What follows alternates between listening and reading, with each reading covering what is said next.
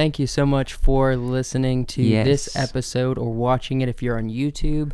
We really appreciate you guys taking time and clicking on the video or the audio file on Spotify to listen to us talk about something on this podcast. We are. Yeah, we're talking about something. Today, we're going to talk about woodworking. We're going to talk about some of the things we've created with woodworking. We're going to talk about some of the interest behind the whole craft that we found interesting. Yeah. And we're just going to talk about it for a little bit. If you like hobbies or woodworking or stuff of that nature, you might like this also. So, just let us know in the comments if you like it.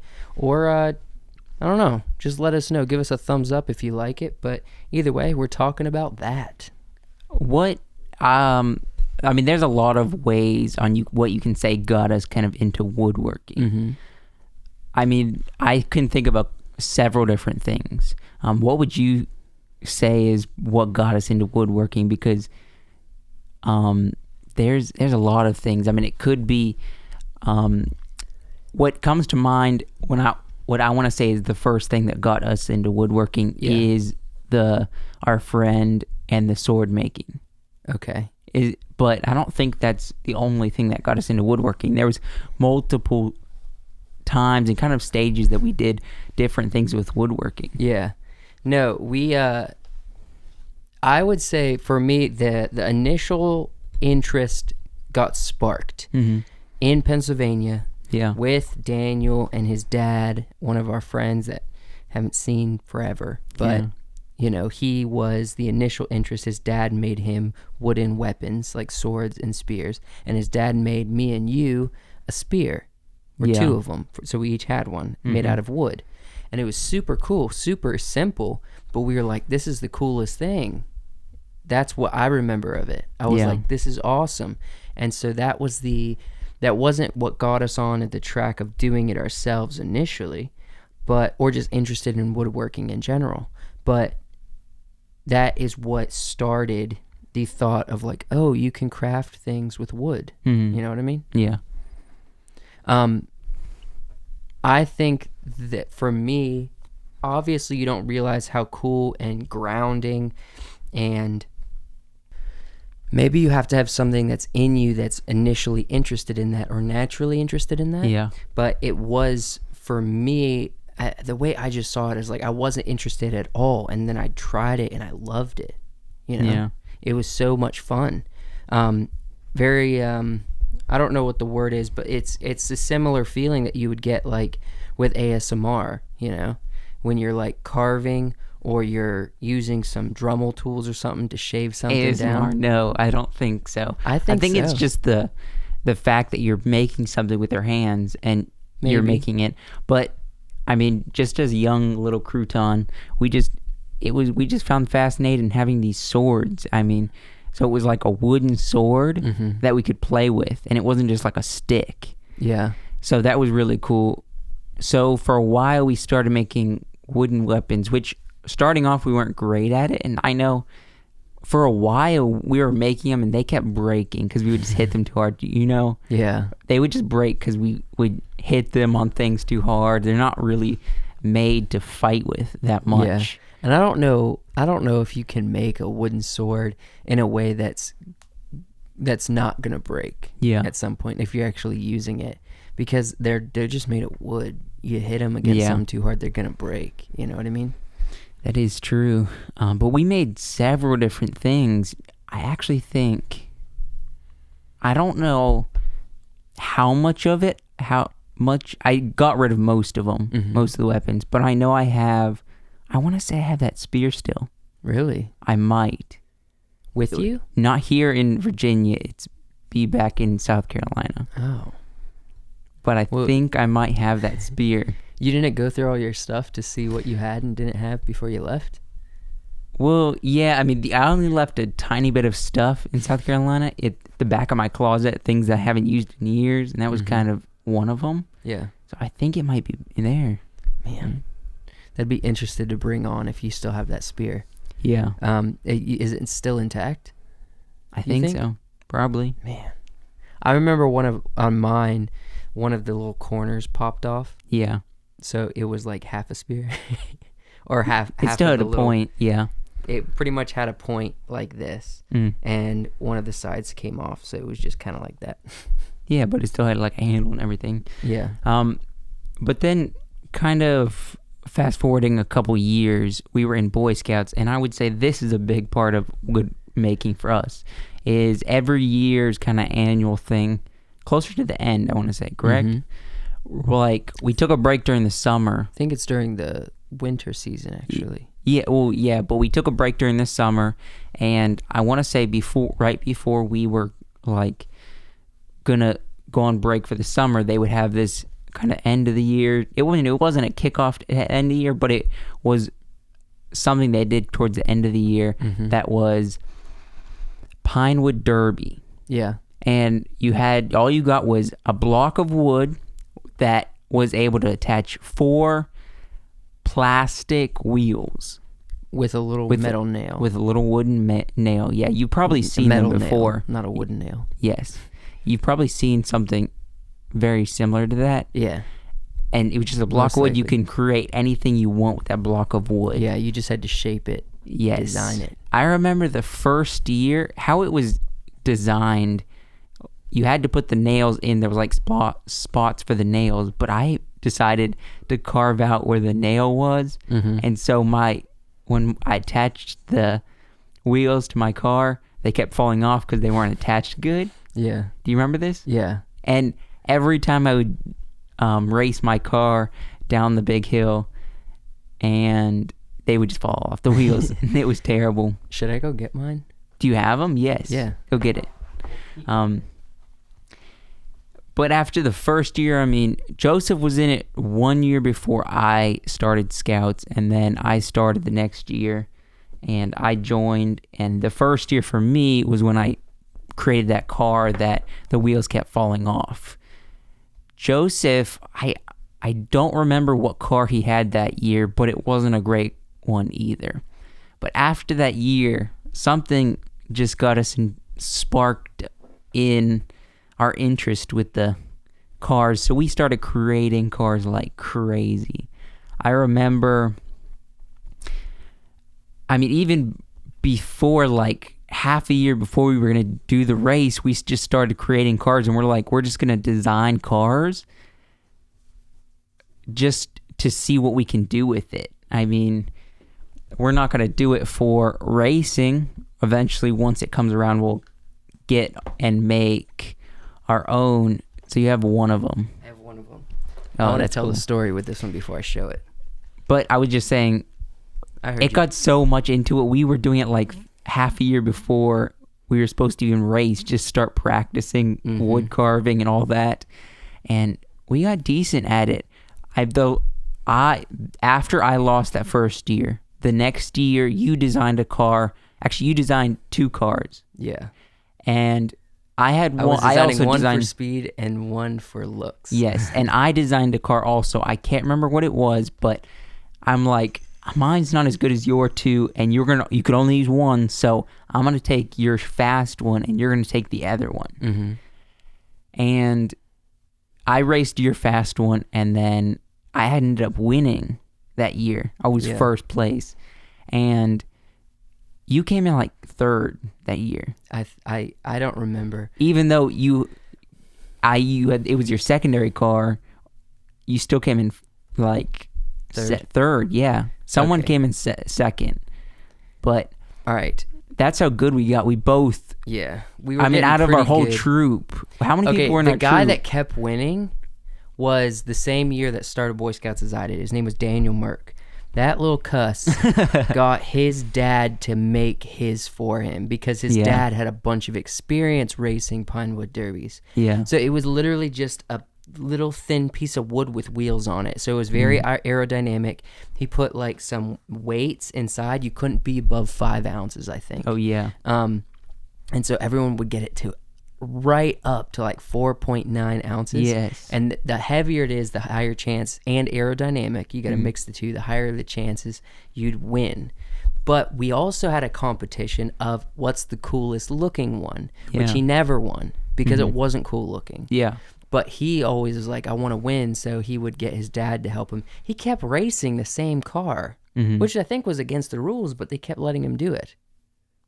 Well, I mean, it was just our troop. We didn't have like super set rules except for the 5-ounce rule. Yeah, basically. but everyone, that was the only thing that was a lot of people really were trying enforced. a lot of people were trying to follow the rules, and no one did. However, this one I'm about to show you, this was, I think, the last one I did, the last one I made. It is a dragon that it's like a snake dragon. So it has 2 front arms and it has a snake body with wings, right? Yeah. I did this initially just to win the looks because I was really into the looks. But this is a dumb circumstance. But there was also an element of like I want it to be a good competitor in speed because once I carved it all out, there wasn't a whole lot of wood left, so it was so light. I was like, it's not gonna win anything. So I got like fishing weights and stuff, and I hollowed out the wings on this guy, and I put fishing weights in there, and then I put wood putty to fill in the gaps to fill it back up, and then I would paint it. So this is my car. It's really hard to tell, I'm sure, from the camera that's looking at me, but pretty much it just has 4 wheels, obviously, and it is the body of a dragon. It has cool and teeth you put in spikes the front, on the top, horns. These are little metal spikes that I put as like these spike scales going down his body. This thing did come in 3rd place in speed. This thing, when I started racing it, I was like, it's so fast, but it's not even that aerodynamic, man. Look at that. I mean, it's got bumps all over it. Yeah. But it kept winning. I even have a weight right here, right in the front. Funny. I remember one year, mine was too heavy by, actually, like, I don't know how heavy it was, but I borrowed someone's. They brought a drill, and I just drilled a ton of holes in mine, and to make it get lighter, because they're like, it's too heavy. Yeah. And because I put so much weight inside like you did, I hollowed it out, then puttied it up, and it was too heavy, so I had to drill holes in it to get it lighter. But another thing is, like, you had to make sure your wheels weren't being held on by anything or be like grabbing onto anything. You wanted to be lubricated, but you couldn't use oil, So there's this thing called graphite that's like this little shreds of metal, like microscopic shreds of metal that gets in there. If you want to get down. And it would make the wheels go really fast. So that was another element. Yeah. They would just roll and roll and roll. Very smooth. But that's kind of like the Pinewood Derby. That was something for a number of years that kept us occupied with the whole competition aspect of it. I think altogether, I won the last 2 years, and you came in pretty decent behind me. Yeah. Like 3rd place one year, maybe 2nd the next, maybe? I don't even know. Yeah. And just so you know, I kind of won the looks competition, but there was a confusion between me and Seth, who was on the Midnight Special. Yeah, Seth, our friend. The last episode, last podcast. I mean, his car was decent too. It looked cool, but his was like a lizard, and someone was like, they got the lizard and the dragon confused, communicating with the judges, and I think they did pick mine, but he ended up getting the prize because it was a confusion between which one they were talking about. Man, but you still have that. That's crazy. Yeah, I still got it. I didn't want to get rid of it. What was the next thing that you think in the woodworking process that got us really interested or into the woodworking? I mean, just growing up, I know, was this like late teens? Late teens, high school probably. I know we built a porch. Does that count as woodworking? That counts as woodworking. It counts as woodworking. We have like a back deck that we built for our family. Well, our dad built it. But we were helping. He designed it. We built it, basically. That's kind of how it worked growing up. He crafted all the designs and was like, this is how we're going to do it. And we helped him do it. No, so that counts. He worked. He was out there slaving away, the same as us. Oh, I'm saying, no, he was out there. But we were the...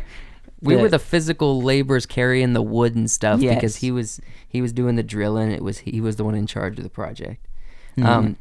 But yeah, I mean, we learned a lot about measurements, about being precise, about angles when you're drilling or putting two pieces of wood together. And the thing is that another thing I love about woodworking is there's so many ways to build things. Yeah. I was watching a video today. I was watching a couple of videos about table making, and there are all these people on YouTube that just create tables in different ways. Yeah. You know what I mean? I'm really into the idea of like making natural wood tables. So getting like a log or something and creating a table out of that, you know? And just making that more natural cut up piece of wood or natural look, keeping that in the design. But I was watching this one today that doesn't even use nails, just uses glue and fittings. So he would make like this little wood stake thing. He would like cut a piece of wood to slide into another piece of wood. And then he would put a little stake into it that was snug. Like, doesn't even use nails, just sometimes glue. You know what I mean?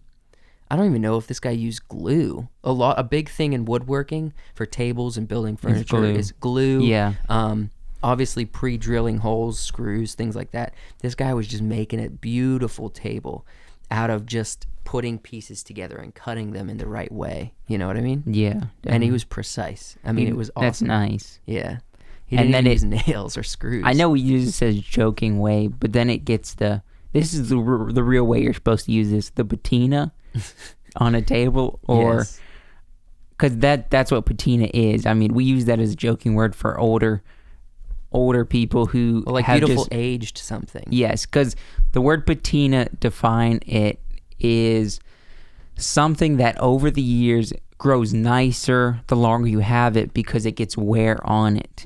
So it's a word to describe like leather goods that once you have it and it's been worn down, it's got some character to it. It's got nicer. It's got a better quality to it because it's been worn down. It's not new. It's like leather, like wine, things of that nature. Yeah. It's so patina, and like having a good table that's like rough looking, but it's still got some wear to it. Yeah, that's nice.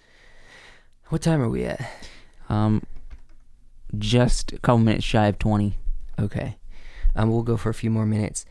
Is there anything interesting to you as far as designing? Because I've talked about barrel making on this podcast. Yeah. I've talked about tables now. Those are like two things I'm really into right now. Is there anything as far as woodworking that's been on your mind recently? I actually just built a shelf. Yeah, so did I. Can I talk about that? Yeah, talk about the shelf. I didn't design it. My roommate found a design off Pinterest. But we needed a TV stand for our apartment, and we built this TV stand, which I have a picture of it I can give you to throw in. People can see it. Yeah. And you've seen it. Basically, all we did was take two like pieces of plywood, furniture grade plywood, so we didn't even like paint it or anything, and we just cut it. You can see once you see the picture, you'll understand. We cut two pieces for the top and then some small pieces and stacked them up for the sides. And all we did was put wood glue on it, and it held it all together. And that thing's nice. Very nice. It took not much time at all. Really? I mean, we just went to like a Lowe's. It's just layers. Yeah, we just went to Lowe's, and my roommate, he knew the dimensions and stuff that we needed cut, so he just was like, hey, can you cut this? The thing was, when we got there, he's like, hey, we need 57 of these small pieces. And they're like, uh-oh. Because, Lowe's, they'll do it for you, but when a customer comes up and says, I need 57 of something, they're like,